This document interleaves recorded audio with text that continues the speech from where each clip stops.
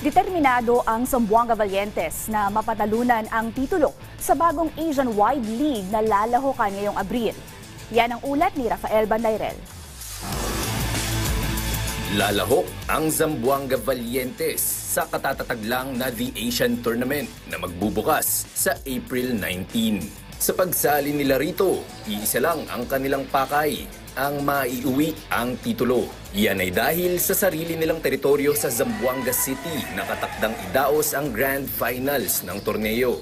Kaya naman, hindi nila umano palaalampasin ang pagkakataong makapaglaro sa championship game sa harap ng kanilang mga kababayan.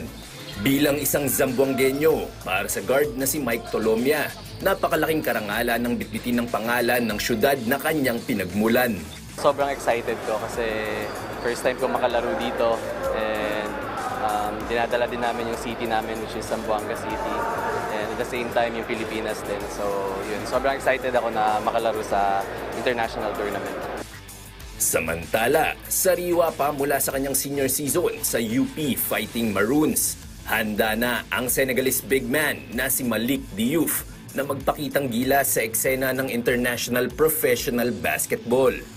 My mindset, I can say, like, just focus and bring the winning mentality from UP.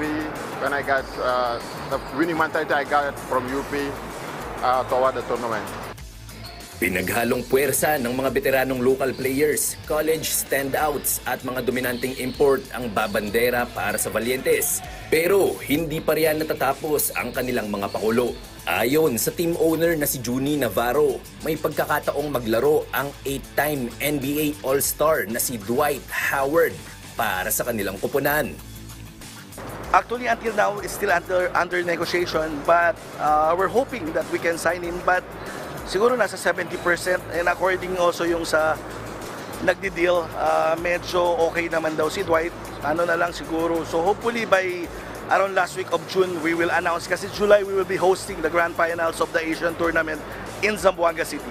Ako excited ako kasi fan din ako ng NBA. So kumbaga dati napapanood ko lang siya and nilalaro sa NBA 2K. So tapos ngayon baka may chance na maging teammate ko siya. So sobrang excited.